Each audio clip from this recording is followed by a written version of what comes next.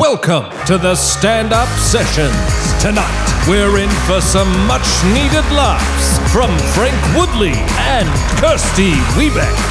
But first, here's your host, Nazeem Hussain.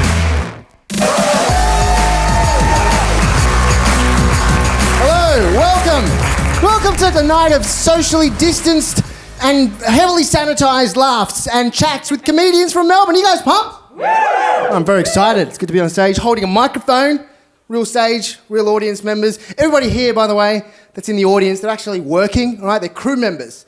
And if they're not laughing, it's definitely not because the jokes aren't funny, it's because they're operating cameras and they're concentrating on that.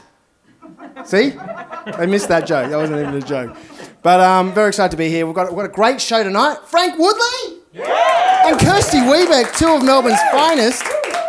You know what? ISO 2.0 just feels like another gap year. I'm doing my daily exercise. You know, I'm getting coffee from my local cafe. People are recognising me still, which is nice. Not always as Waleed Ali, which is doubly as exciting. I went to my local cafe the other day to get a takeaway coffee. As soon as I got there, the barista, he sees me, comes straight up to me. He recognises me, holding a bag, and he says, "Uber Eats." And I said, "No, mate, just a takeaway coffee, thanks." He goes, "Oh, sorry about that, mate. I just got confused because you just walked here the same way that all the other Uber Eats drivers come in, you know, holding your mobile phone. I just got confused." I said, "Well, everybody else here in the queue is also holding their mobile phone. Did you confuse them too?" He goes, "No." I go, "Just admit it. It's not because I'm holding my mobile phone, is it? It's because I'm holding all this on my face, isn't it?" He goes, "Nah." I go, "Yeah." He goes, "Nah." I go, "Yeah." He goes, "Yeah, all right, fair enough. Sorry about that, mate." He goes, "Sorry, mate. It's just all this ingrained racism, and I watch a lot of Sunrise. I'm a big fan of Kerry Ann Kennelly. I love her. I'm really disappointed in myself, man." And I said, "I'm just kidding, man. I am the Uber Eats guy." And I took the bag and I left. So it's I haven't paid for food in weeks. Good way to save a bit of cash. We're not allowed to leave the country at the moment, which is you know, disappointing. There's a silver lining that means no backpackers. Yeah, no backpackers coming in and no Aussie backpackers leaving. I've had enough backpackers, all right? Just, you look ridiculous. Save up, buy a suitcase, okay? You look like a one-man band, don't you? I'm not poor shaming, because they're not poor kids, are they? They're always rich kids from rich, affluent families, you know, and never developing countries. All right, it's a white sport, if I'm honest. Backpacking, have you ever seen a brown backpacker walking around Melbourne going, "Excuse me, which way do they get shit-faced tour?" It's not what we do. I feel like backpacking is, you know, it's part of the culture. In fact, Captain Cook basically came here on the first Kon-Tiki tour, didn't he? You know, came here with a bunch of poms who stuck to themselves, stayed up late, disturbing the neighbours, and overstayed their visas. I'm here with Kirsty Webeck. Kirsty, mate. Nazeem. How are you? I'm great. I'm so great. How are you? I'm great. Yeah? Well, no, I'm great. Oh, I'm so great. Well, all right. Okay, you're probably... Is this whole thing going to be a competition? It feels competitive already. I think I first met you in one of the local rooms in Melbourne, and you're often the MC. You always just demolish, you know, because these are hard rooms, and so you have to win over often very hostile audiences. And you are the MC of choice, it seems, around Melbourne. How did that happen? I have no idea. I guess I just wasn't turning it down. But you've only been doing like stand-up, what, 7 years? Yeah, yep, going on 7 years, yep. And so like to sort of be an MC, sort of to be the person that's just whoosh, keeping the comedians and, you know, warming up an audience, telling an audience to come back after a break, like that requires years and years of experience. How the hell did you get this confidence? Give us a secret. Okay, well, what I think it was really early on, too early on. Yeah. People started giving me corporate work. And some of the events ended up being things that I still do, right, year in, year out. Yeah. And it was kind of the same for my stand-up career as well. Just some very generous people were like, "Oh, we've got this fundraising gala. There's going to be 1,200 people at it. Would you like to perform?" And I was like, yeah, I would. And then they'd be like, "You've got a 5-minute set." And I'd be like, "Oh, I've got one joke." And I'll just tell it really slow. Yeah, so slow. And then I'll call back to that joke. Is that how callbacks work? And so, yeah, I guess I was thrown in the deep end, Whoa. like with emceeing and stand-up in general. Melbourne. Tell people at home what it's like to be part of this weird and wacky family. I think it's great. I love being involved in the stand-up community in Melbourne. It's super supportive. There's loads of gigs. Something that I really love about it is that there's so many comedians that are so passionate about comedy that they are constantly finding ways to like put on events or open up new rooms and to give people an opportunity to get out there and perform. So, yeah, I really enjoy it. How did you actually get into the scene? Like, what did you do? Oh, that's a great question. I did a workshop like around Comedy Festival time, about 7 years ago, did this workshop and it wasn't related to Comedy Festival. And at the end of it, we had to do a 5-minute set. So we worked on the 5-minute set for a week.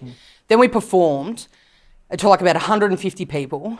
And I loved it. I was like, yes, this is for me. And then didn't know how to be a comedian. So I was like, well, I don't know what to do. So I wrote a 1-hour show.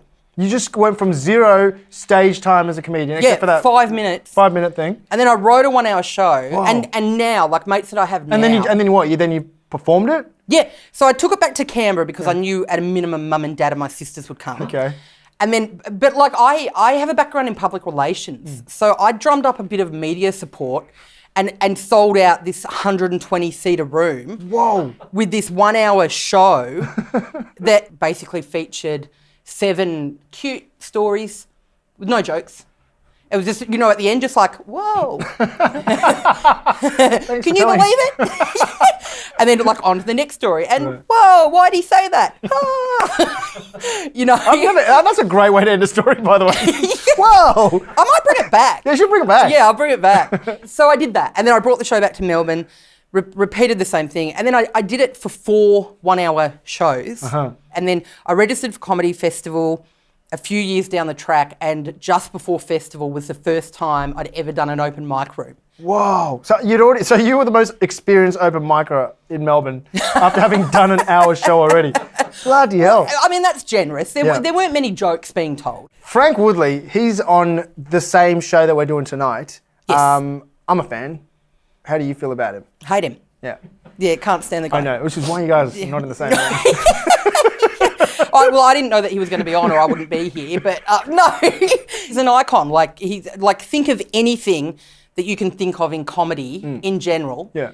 And Frank Woodley, like you'll know him from that. Do you think he's that good because he takes some sort of performance-enhancing comedy drug? There's got to be something.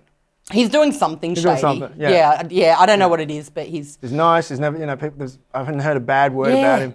No, he's either paying people off or he genuinely is just a nice person. Yeah, no, I don't believe that. No, that's not. That won't be it. Ladies and gentlemen, welcome to the stage, Kirsty Webeck. Hello. I cut my own hair yesterday, so no close-ups. I just had to keep evening it up. When I started, it was down to my bum. I'm recovering from an injury, so we're lucky I'm here at all. I'm recovering from a knee injury, and I don't mind being injured. It's not my preference, but when it happens, I'll roll with it, quite literally. But I just hate it when it comes about in an inglorious way, Like, I've fallen out of a tree before, getting a small child's soccer ball down. Noble. And I've been stung by a jellyfish before as well while helping my mate out of rough surf, hero. And I've injured my leg skateboarding down the side of a mountain, thrill seeker. But then on the other hand, I've gone to ED before with a spider bite that turned out to be a pimple. Twice. It was a big pimple, okay? So this injury came about in a very shameful way. So I was down on a packed out street in St Kilda, pre-COVID, we were allowed to be there. There were people everywhere. It looked like the mosh pit at Falls Festival. And what happened was I slipped on a hot chip. Just one. And it was tiny, like it wasn't even a substantial amount of fried potato. Like, it's not like I got hammered into the ground by a falling ton of hash browns. It's not like I slammed head on into a wall of potato gems. It's not like I got wiped out by a wave of wedges. I slipped on what could only be described as a shoestring fry. The smallest of the fried potato family. I should point out that it was not my shoestring fry. I would never drop a shoestring fry. Or any hot chip for that matter. Like, I'm holding onto that bucket with two hands and just using my face. I almost dropped a hot chip before, right? But I dove and I caught it before it hit the ground like a cricketer in the slips. Got it. And so I've gone down really hard on this chip. And you know what the annoying thing about falling over in public is? Is that you only get that split second to decide whether you're going to make it look really serious so no one laughs, or whether you're going to try and pass it off as parkour. Now, in this particular moment, my first instinct was to try and make it look like that's exactly where I wanted to be in that moment. But when do you ever go down on one knee? I was just on the ground there and I was like, oh, I've got to pretend to propose. I'm also being incredibly generous in the retelling. It wasn't a whole shoestring fry. It was actually just like that little end nubbin, like that bit that's a little bit green, and someone's just gone, ew, it's not even ripe. Like, this bit of chip was so tiny that I was right down there on the ground, just centimetres above it, right, just hovering right there, and it was so small that I couldn't be sure that it was actually a hot chip right up until the very moment that I had a little nibble. And even then, I was like, I think that's a hot chip, but I still couldn't be sure, right? So I carried the rest of that chip for 2 blocks before I found some tomato sauce, gave it a little squirt, popped it in my mouth, and I was like, that is definitely a hot chip that has destroyed my knee. And I just feel like it was fried potato's final assault on my body. You know, like it's been working away from the inside for years. And it was like, this isn't happening quickly enough. We're going to bring her down from the outside. And you know what? You won, fried potato. I've been limping for weeks. But now I'm nervous. I'm super nervous. Like, every time I leave the house, I find myself frantically looking around on the ground for any carb-based hazards. I've got a seagull on a stick that I'm using as a minesweeper. But in positive news, I'm now carrying around a container of tomato sauce, which is great. But the worst thing to come of all of this is now I have to tell my girlfriend I'm engaged to the man from The Tobacconist. Thank you so much, everyone. I'm here with Frank Woodley. Frank. Nazeem. I think it's safe to assume that you enjoy doing comedy. I do enjoy it. I mean, it is, it's sort of a bit like, I remember talking to Patrick Dangerfield from the Geelong Football Club, and I said to him, do you enjoy playing football? And he said, no, because he's so serious about it. Yeah. Enjoyment isn't the first word that comes to mind. Deeply satisfying. And I think in a way I can kind of relate to that, because people might think you're having fun because you're giving fun, but for me it's more like doing giant surfing or skiing down a treacherous slope or something. I'm just concentrating so hard. Yeah, on the laughs. Yeah, I'm just making sure I'm in the moment, staying in the moment. And I don't know if that, would have been better if I just said, yeah, I love it, it's great. No, it's true though, because like you're so in the zone, and I watch you and I'm always like inspired by like how you're like immediately like playful when you get on stage. Oh yeah. But I don't know how, what's your trick? I do have a little thing that I do, which is for the first few seconds, I always do a few things, just physically, they don't have to be jokes, but a few things I haven't planned. Okay.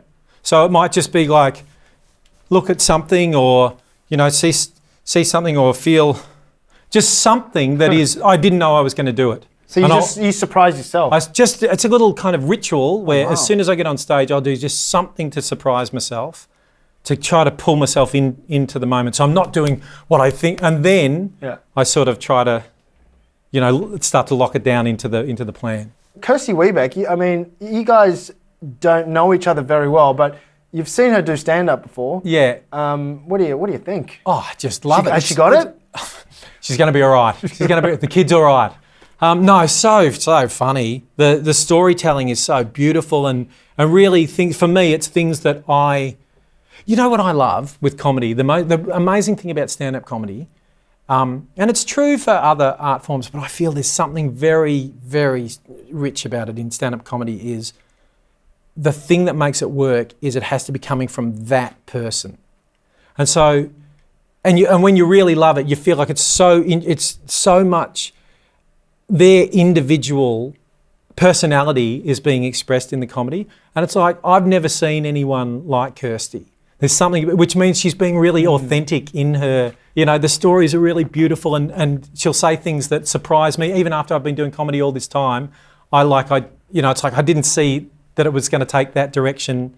And so it's just great stuff. But you're both similar in that you tell stories. I think that's it's a harder thing to do than just telling jokes. Because a joke is almost like, it's a bit impersonal. It can be, someone else can tell that joke, but to tell that story. But even in the delivery, there's something about the flavour of it, that even it's a joke that somebody else might tell, I always feel like if the thing that really delights you is not the joke as such, but it's their personality infused in that joke. And I can really love one-liners and stuff as well. And I do, I'll do a bunch of them from time to time as well. I find actually, in a way, one-liners harder because they require a kind of a rigour. They have to sort of stand alone. Whereas in a story, you can kind of, you can bring people into the bigger picture, and then they won't even notice that you're doing the jokes. Yeah. So, how did you meet Colin Lane? We were in a comedy show together, and I remember the director, Susie D, would say to everything that we suggested or tried, she'd just go, "That's simply not funny," and we ended up nicknaming her SNF during that period because everything we presented that we thought was great, it's simply not funny. And the show was interesting, but it wasn't. Look, I don't know what it was. I was in it when I was about 19, but Cole was also in it, and another guy, Scott Casley, was in it, and the three of us were so frustrated that none of our ideas were being appreciated that we formed a trio called Found Objects. You're going to get on stage for the first time in how long? Goodness me, it must be about 3 months, I think. How are you feeling? Not very match fit. It could be an absolute debacle, but fingers crossed. Me and Colin did a Zoom show, and that was really fascinating because there was sort of that aspect because there was, at the start, everybody saw that they were in the audience, so there was a bit of a feeling of everybody being together. Yeah. But at that stage, we hadn't, and I don't know if anybody's worked this out yet, but it'd be great if you could have everybody's mics on at 5% or something. You know what? That is so such you could hear them laughing, but they weren't. At the moment, the actual software doesn't cater to that particular. It's either you see them, and you hear them, or you see them and don't hear them. Yeah. And so the best you get is people's faces just laughing. Yeah. Canned laughter is generally considered like a kind of a daggy thing from the past that's passé in terms of TV shows and stuff. But there is something really psychologically interesting about how it shifts your mood if you hear other people laughing. It's kind of like a groupthink thing. Yeah, and that feels creepy and a bit negative, but there's something I think actually releases you in a way. It's very interesting. Yeah. Well, bring back canned laughter to Zoom calls, maybe. Yeah, maybe if whoever's organising this thing, if you could have like an arena laughing after everything I say in the spot. Oh, they're going to do that. Actually, Ladies and gentlemen, make some noise for Frank Woodley! Thank you. Thanks very much. Thank you. I am actually. I'm feeling. There is some anxiety I'm feeling at the moment because just this morning I popped a pimple and hundreds of little spiders ran out of it. I'm hoping that you include Kirsty's thing from earlier, or that's going to seem like a really, really very weird thing to say. But nevertheless, that's okay. Go with your instincts. Look, I was going to talk about something, but I had a plan. I've changed because something has just come up today where it relates to an incident from about 6 months ago, before all this pandemonium that we're in now. But somebody filmed it. It was an incident at a park and somebody filmed it, and I've heard that they might be going to, the press might have gotten hold of it. So I want to sort of be on the front foot and kind of, I don't think I'm a sex pest. I wouldn't think I am. Pretty sure. No, I'm confident. No, I'm 100% confident that I'm probably not one. I wouldn't think. But something's come out, and it's not going to look great for me. We're at the park, and I would, don't touch anything. Don't touch anything. We were at the park, and my wife and my daughter Bella and I, we were walking our dog, and we went over to a Mr. Whippy van, and Bella got an ice cream. She was standing in front of me, and the gentleman handed the ice cream to her, and she just glanced back over her shoulder and said, "He'll pay." And I said, "I've never seen this girl before in my life." And the guy laughed, and I paid, and we sort of went off, and Bella's like, she was furious. She's just like, "Why would you say that? Why would you say that?" And I'm like, "It was a joke. It wasn't funny at all. It wasn't funny at all." Right, she's 12 and she was blushing actually. I felt bad. Blushing's weird, isn't it? Like when we feel we've done something, we're mortified by it, and wouldn't you think that your body should be on your side? But no, it's like, "Hey everyone, check me out! I feel like a dickhead! Hey, you over here, look at me, because I don't want you to!" It's weird. But we went over to the play equipment there, and Bella got onto the flying fox, and it wasn't one of those swings on a chain. It was an actual flying bat that she got, and I'm like, "Get off that Australian dog bird." No, it was the flying fox thing. And I went over to the toilet block, and I just wanted to walk across the park, I think, more than anything, just to have a bit of space to think.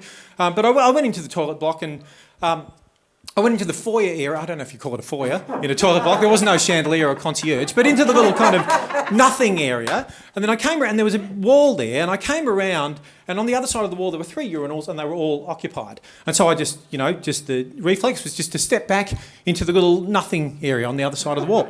But I hadn't realised, I hadn't kind of clocked consciously that on this wall here there was a wash basin and a mirror.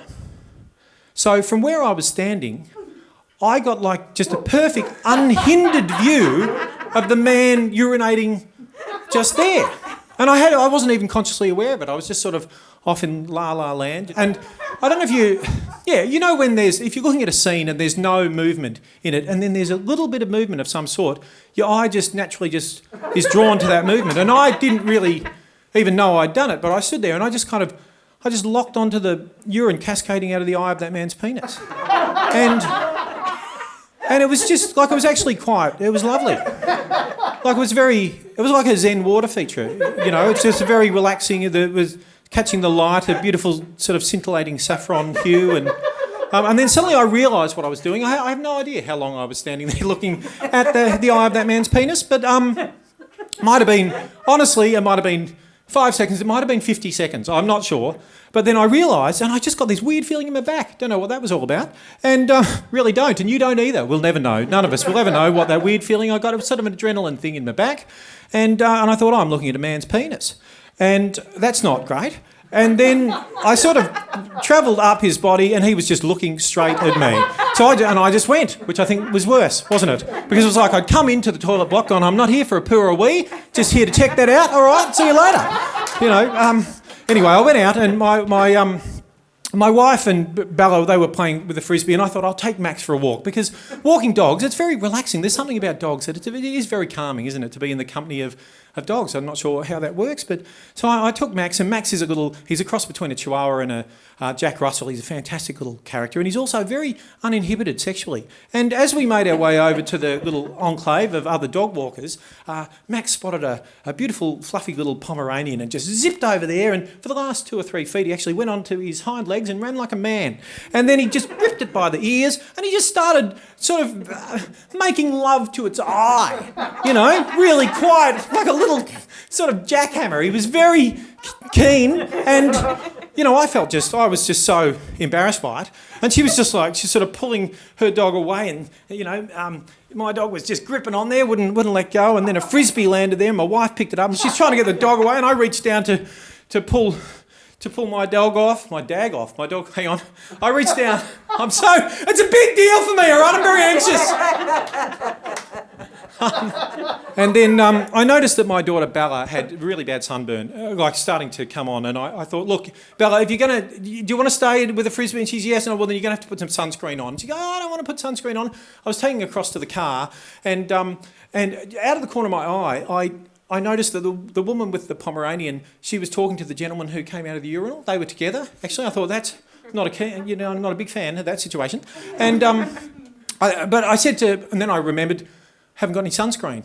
We've run out of sunscreen. I thought, well, I've got that kind of hoodie in the car. She can wear the hoodie. I said, you're going to have to wear my hoodie. And she's like, I'm not going to wear your hoodie. And I said, you have to wear it. And I grabbed her by the wrist and I was dragging her towards the car and just going, I don't want to go to the car. I don't want to go to the car. And then we noticed the gentleman was just right there, and she looked at him and looked at me and went, I've never seen this man before in my life. I might go, I think. Thanks very much. See ya. Frank Woodley! Thanks for sharing how we met at the urinal. It was, ladies and gentlemen, Kirsty Webeck, Frank Woodley, give it up for them! See you next time! Don't let me tell you something, I'm on the scene. I'm running out of patience for everything. Join us next time when Reese Nicholson and Annie Louie drop on by.